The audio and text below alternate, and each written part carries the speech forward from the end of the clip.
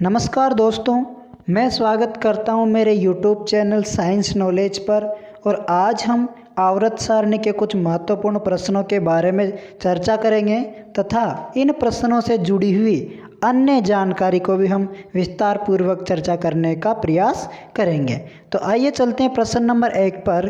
पहला प्रश्न है, आधुनिक आवर्त सारणी में कुल कितने तत्व है? तो दोस्तों, जो आधुनिक आवर्त सारणी मैंने इससे जस्ट पहले वाले वीडियो में पढ़ाई है, तो उसमें कुल ज्ञात तत्वों की संख्या है 118। प्रश्न नंबर 2 है, आज तक हमें 118 तत्व ज्ञात है, जिसमें से कितने तत्व प्राकृतिक रूप में पाए जाते हैं, अर्थात डायरेक्ट हमें प्रकृति से ही प्राप्त हो जाते हैं। तो ऐसे तत्वों की संख्या है दोस्तों 98 यानी 98। बाकी जो 20 तत्व हैं 118 में से, वो मानव द्वारा निर्मित है। प्रश्न नंबर 3 है, सबसे पहले तत्वों को धातु और अधातु में वर्गीकृत करने का श्रेय किसे जाता है? तो दोस्तों, धातु व अधातु को वर्गीकृत करने का प्रयास सबसे पहले लेवोजियर के द्वारा किया गया था।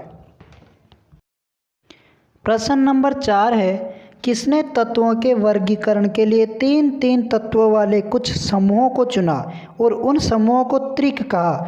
जो मैंने त्रिक का नियम पढ़ाया था, वो कौन से वैज्ञानिक के द्वारा दिया गया था? वो दिया था दोस्तों डोबेराइनर के द्वारा।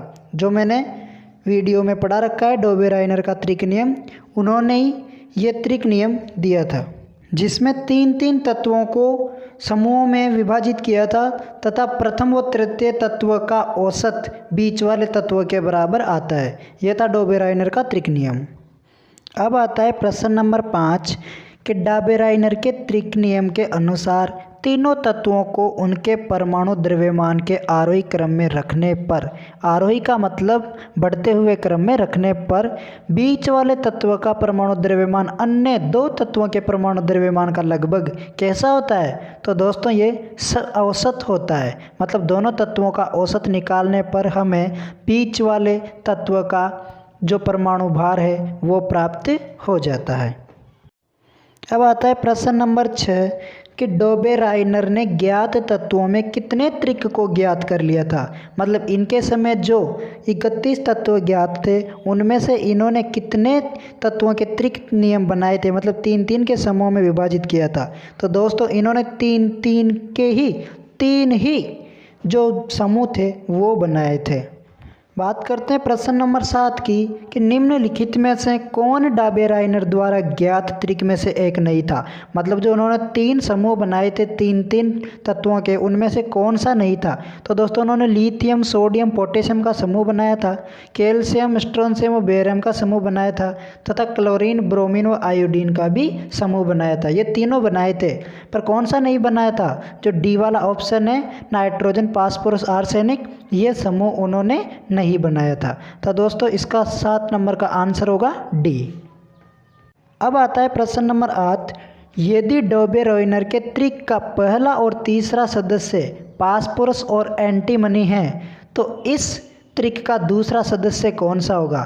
तो मतलब फास्फोरस व एंटीमनी के परमाणु भार को जोड़ के उनका औसत निकालने पर दोस्तों आर्सेनिक का लगभग बराबर औसत भार आ जाता है। तो इसका सही आंसर होगा आर्सेनिक। अब बात करते हैं प्रश्न नंबर 9 की कि न्यूलैंड द्वारा किए गए तत्वों के वर्गीकरण में कुल कितने तत्व विद्यमान थे? तो दोस्तों, जो न्यूलैंड के द्वारा अष्टक का नियम दिया गया था, जिन्होंने 8 तत्वों के बारे में बताया था कि जो पहला तत्व व 8वां तत्व है वो एक दूसरे में लगभग समान गुण प्रदर्शित करते हैं। तो दोस्तों, उस समय कितने तत्व विद्यमान थे? तो उन तत्वों की संख्या थी दोस्तों 56, यानी 56 तत्व उस टाइम मौजूद थे। अब आता है प्रश्न नंबर 10, न्यूलैंड के द्वारा किए गए तत्वों के वर्गीकरण में पहला और अंतिम तत्व क्रमशः कौन थे? मतलब जो न्यूलैंड ने अष्टक का नियम दिया था, उन्होंने सबसे पहला तत्व व सबसे अंतिम तत्व कौन सा बताया था? तो दोस्तों, उन्होंने सबसे पहले नंबर का तत्व जो बताया था वो था हाइड्रोजन तथा जो अंतिम तत्व था उनका वो था थोरियम। बात करते हैं अब प्रश्न नंबर 11 की। तो प्रश्न नंबर 11 है अष्टक सिद्धांत के अनुसार ये किसका था? तो मतलब प्रत्येक 8वें तत्व का गुणधर्म पहले तत्व के गुणधर्म के समान होता है। तो इस सिद्धांत का प्रतिपादन किसने किया था? तो दोस्तों हमने इसकी कई बार चर्चा कर चुके हैं। तो ये सिद्धांत दिया था किसने? न्यूलैंड्स ने, जिसने संगीत के सुरों के अनुसार बताया था कि जैसे संगीत में पहला व अंतिम सुर एक दूसरे से मिलते हैं या समान गुण रखते हैं, उसी प्रकार से आवर्त सारणी में भी पहला व आठवां तत्व समान गुण प्रदर्शित करते हैं। अब आता है प्रश्न नंबर 12। न्यूलैंड के अष्टकों के नियम में भिन्न तत्वों में से कौन सा तत्व अंतिम तत्व थे? मतलब इसका अंतिम तत्व कौन सा था? तो वही दोस्तों थोरियम था, जिसकी हम पहले प्रश्न में चर्चा कर चुके हैं। अब आता है प्रश्न नंबर 13। अब आता है हमारा प्रश्न नंबर 13 कि न्यूलैंड के आवर्त वर्गीकरण में 10वां तत्व निम्न में से किसके जैसा दिखेगा?